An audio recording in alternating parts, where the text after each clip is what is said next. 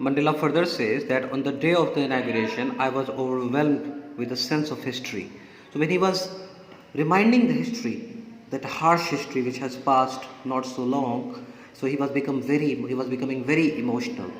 In the first decade of the 20th century, a few years after the bitter Anglo-Boer War and before my own birth. So he's reminding that before that in the beginning of the 20th century, before his own birth, right, and just after the bitter Anglo-Boer War was over, right, before his own birth, right, what happened at that time? The white-skinned people of the South Africa patched up their differences and erected a system of racial domination. So what the white people did? They formed a system of racial domination. Domination means bossing other, ruling other. So, right, that is domination. So white people started dominating. They erected a system that was the system of domination, right, against which they were dominating whom? Which people? Dark skinned peoples of their own land, and they were not from their outland, they were of their own country. The structure they created formed the basis of one of the harshest and most inhumane societies of the world. So whatever system they erected, they formed the basis, they formed the base of the hardest, that means harshest and most inhumane. Inhumane means where there is no humanity, right? It formed such a harsh society that the world has never seen before earlier. Now in the last decade, now that is the last of that decade which started, right, of the 20th century, and my own 8 decades. So Nelson Mandela was its own 80 years, right? In his 8th decade, that system is now totally overturned forever, not temporarily but forever. So it has been replaced by one system that recognizes the rights and freedoms of all peoples. Now that harsh system, that brutal system has ended. Now whatever system has taken its place, that system respects the rights and the freedoms of all peoples, regardless of their color of their skin. That means that this system does not see the color of the skin of the people, right? Irrespective of all these things, it respects everybody's freedom and rights.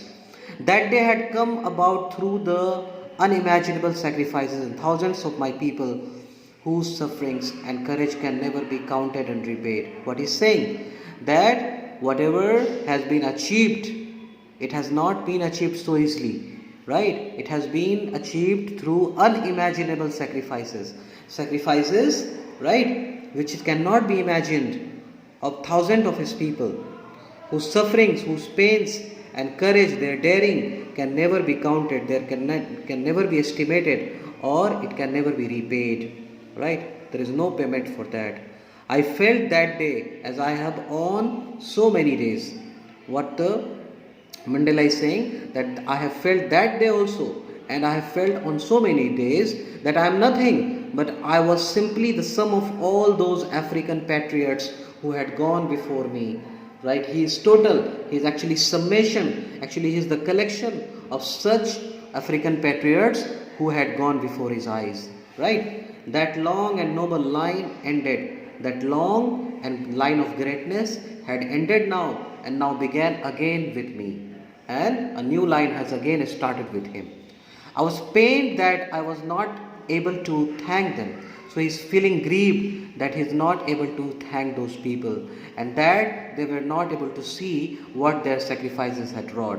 And also that he is pained to see two things. The first thing, that he is not able to thank those people for their sufferings and sacrifices, right? And second thing, those people who have gone, right, they are not able to see now what their sacrifices has resulted into.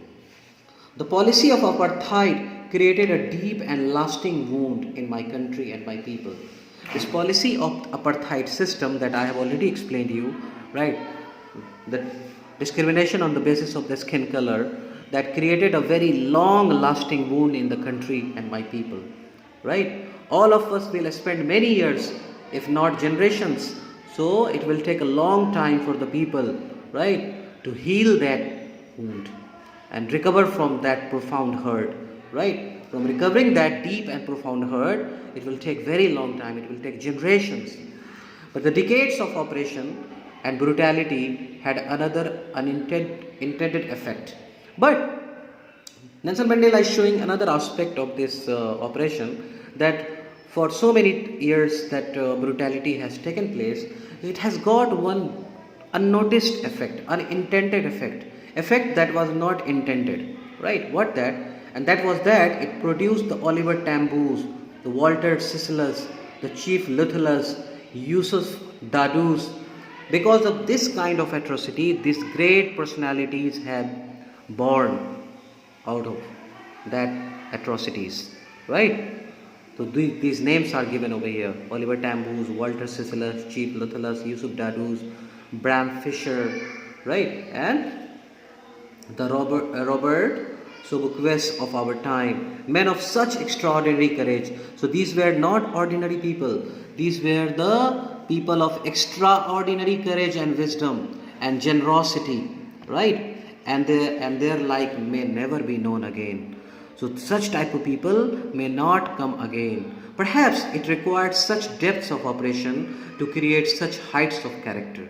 Mandela is saying maybe it is possible that these kind of atrocities, these kind of operations give rise to such famous and great personalities and people of such extraordinary character, right? My country is rich in the minerals and gems that lie beneath the soil. Mandela is saying that he knew this fact, that his country is very rich in minerals and gems. Gems means precious stones that lies beneath the soil of Africa. But I have always known, but he always knew the fact that its greatest wealth is its people. That according to Mandela, the people of South Africa are the greatest wealth in comparison to the gems and the other valuable materials. He is considering the people, my people, are the most precious things. They are finer and truer than the purest diamonds. They are finer and they are more truthful than the purest diamonds. It is from these comrades in the struggle. What do you like, comrades? Comrade means the people who struggle together. Such people are called comrades, right? So it is from these comrades in the struggle that I have learned the meaning of courage. He is saying that he has learned the meaning of courage from his such companions, right? Time and again, and I have seen men and women risk and give their lives for an idea. So Mandela has seen that not one time, but time to time, these men and women, they have risked and sacrificed their lives, right? Okay, for one idea. I have seen men stand up to attacks and torture without breaking. So he had seen that his men stood up. They faced, they resisted the attacks and torture without breaking or giving up, showing a strength and resilience that defies the imagination. So in this way, they demonstrated such courage, such strength, such power of tolerance. Resilience means power of tolerance. Such power of tolerance that challenged anybody's imagination.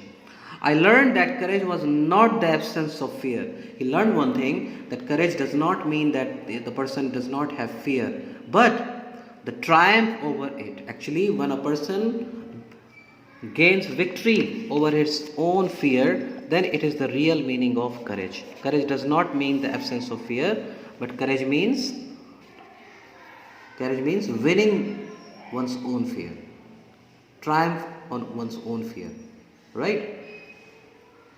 The brave man is not he who does not feel afraid. A person, he is not brave that he does not feel afraid, but he who conquers that fear. Who is brave? A person who wins the fear, conquers the fear. No one is born hating another person because of the color of his skin. Yes, there is no person in this world who hates another by birth, right, because of their skin color or his background or because of any other background. A person never hates another from his birth.